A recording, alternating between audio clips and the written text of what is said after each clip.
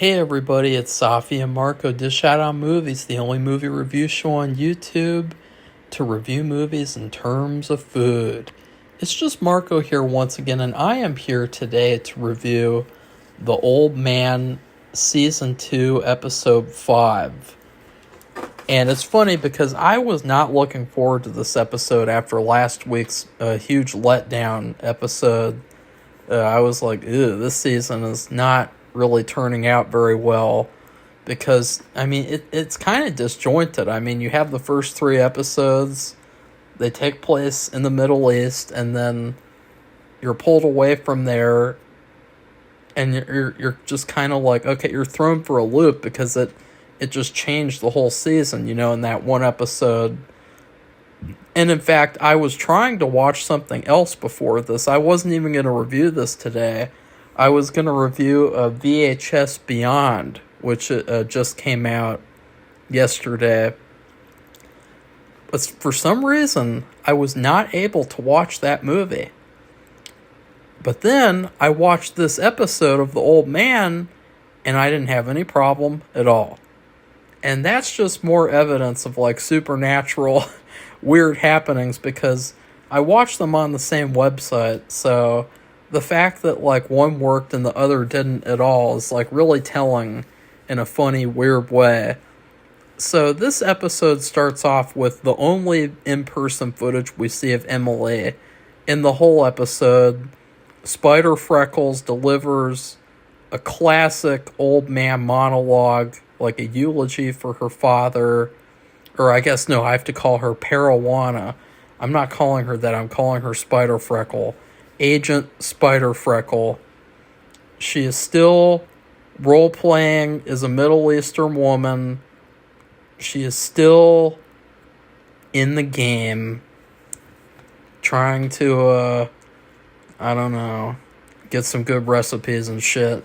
And I'm just kidding. But she gives this hilarious monologue where she says all the typical old man, like, philosophical, emotional, dramatic type stuff, like, okay, Father, when you see Mother's ghost, you have to do something for me. You have to understand her. You have to make her understand. You have to be sorry for her. You have to be nice to her in the afterlife. When you see her ghost, you understand me right now, even though you're already dead and you can't hear anything I'm saying. So after that happens, though, the Taliban shows up and you're like, uh-oh. And then they go back to Harold's house. Zoe, Dan, and Harold. Obviously, I mean, they wouldn't go to Harold's house otherwise if Harold wasn't with them. But the rest of the episode actually takes place at Harold's house, and in what I think was a phenomenal episode. I really loved this episode a lot, surprisingly. The whole thing had like a really dark tone. It was very dramatic and emotional, a very sinister vibe. I mean, this episode is a good example of how to do a TV episode, in my opinion. Like, and I know that that's a funny thing to say, but like, I just really appreciated the dark tone that this episode had, because there's so many TV shows nowadays, and they just can never get serious. They're just funny, overly comedic, or they're meta. You have people looking at the camera, making stupid pop culture references, and you never take anything seriously. And in this episode, the whole thing had this really serious vibe that I just loved. I mean, I haven't seen it in a TV show in a while. Even on Fallout, I don't think from any show from last year, like, TV shows used to have, like, serious episodes like this, like Breaking Bad, Bates Motel. You had the normal episodes, and then you had the episodes like this where shit was really happening on or off screen. And Harold's wife, she's been having a tough time. Henry's not around anymore, which was a big disappointment. I just felt sad for, him not being there, because he had a good dynamic with Harold. And his wife is trying to fix this water heater in the basement because the basement is flooded. Which is, to me, it was kind of like symbolic for like emotions running in the episode. Like, I wrote a script in the spring of this year, and I did like a similar thing, but I actually never had any flooding occur. It was just like the threat of flooding, but the flood happened outside, actually, and it trapped everyone in this place, which I thought was really scary, and also, again, like a representation of emotion. Like, water is emotion. That's what water symbolizes. So I really like that. I thought that was cool. I know that sounds funny. So Dan gets a call from Emily, and also there's something going on out in the car too, which I was like, what's going on out in the car? Like, there's a lot of things that happened in this episode, even though it all just took place in this one setting. And it had such good pacing, it had good writing, it had good music, it had good acting, it had good everything. Everything about this episode was perfect.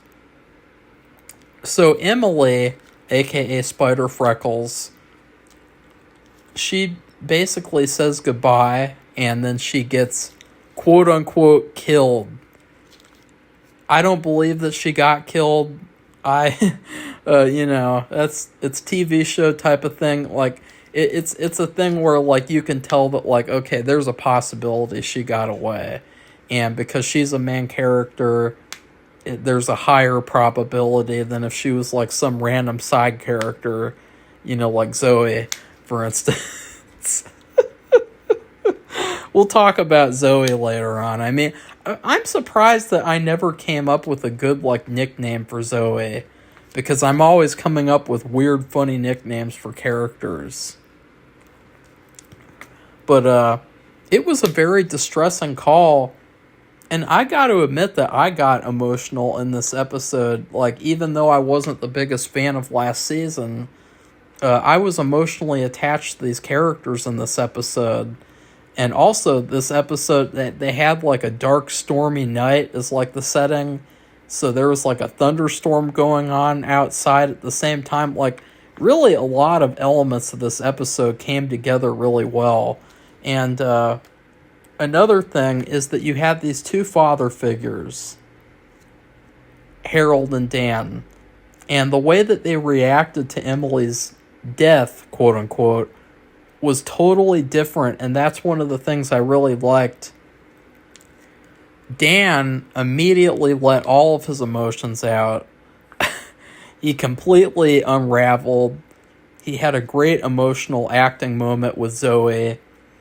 And then he brings in one of the mercenaries who assassinated Morgan, and I think he tortured him to death. Even though Harold told him, I've done this my whole career, and I don't think there's any benefit to doing this. And Jeff Bridges just looked at him like, you fuck off, fuck right off. And then Harold, though, he is not letting, like, any of his emotions out at all. Like, he is totally just kind of, like, in a panicked, like, just horrible state where, like, he's, like, I don't know, like, there's something going on with him. And I looked at summaries for future episodes, and it looks like he's going to have to face some demons or something. He's going to have to, go through a journey as a character, which is good because that's what happens in good TV shows and movies.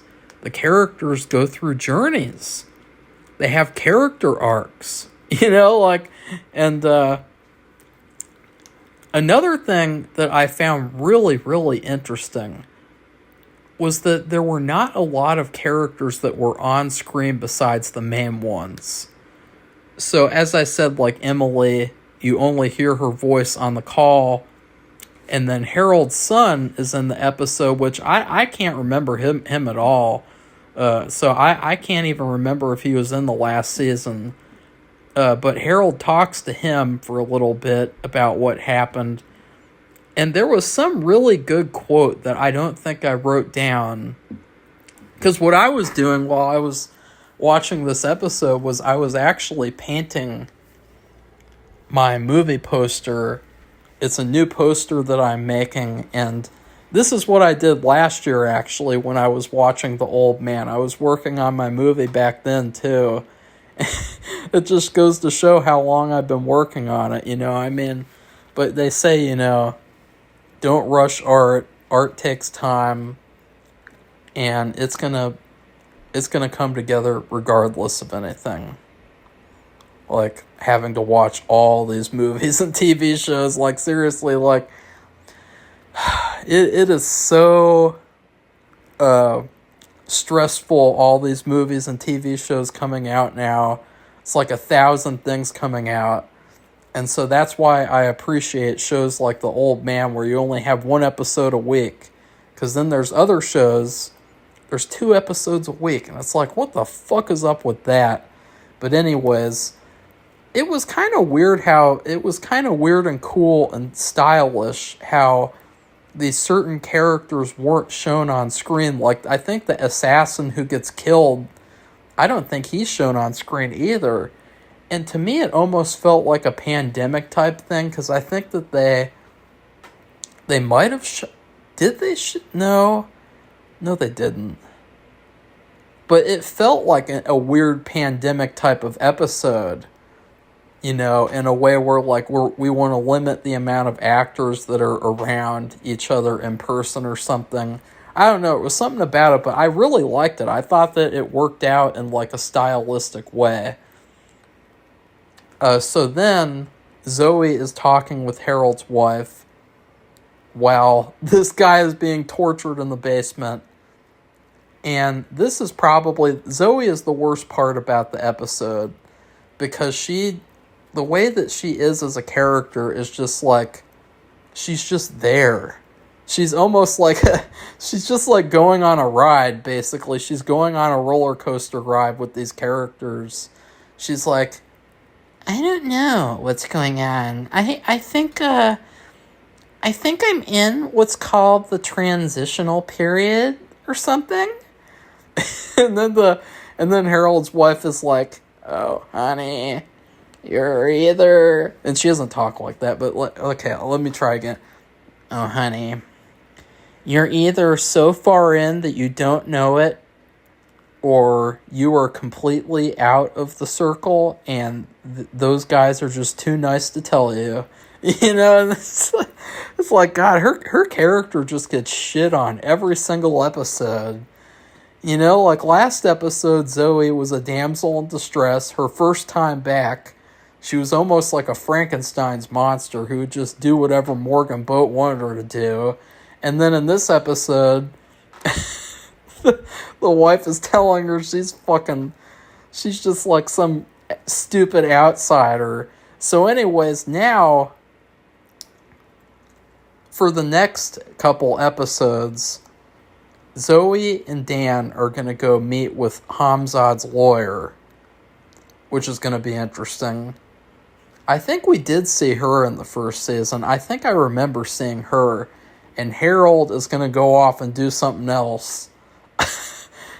So, I'm really, really excited. The last shot of this episode was Harold going down to the basement, and he picks up a saw, because he's got to saw up this guy's body, dispose of it.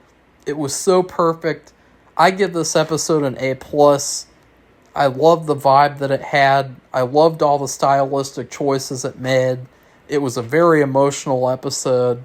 And I hope that we get more episodes like this in the future, because this is what... Because, like, the plot is hit and miss with this show. Like, it goes up and down.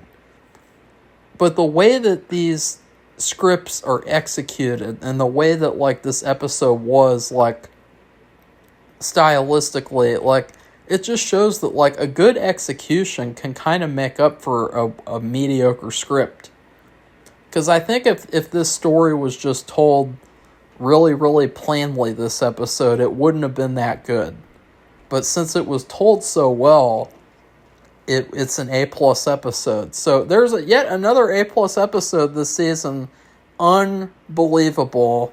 I can't believe that I'm giving The Old Man good reviews. I never thought it would happen, but maybe they listen. Maybe they actually listen to my reviews for season 1, which would be pretty funny. So anyways, please like this video and comment and tell me what you thought of this episode, because I did actually see people are starting to review it on IMDb again, which is cool. And then please subscribe to our channel if you'd like to see more honest TV reviews.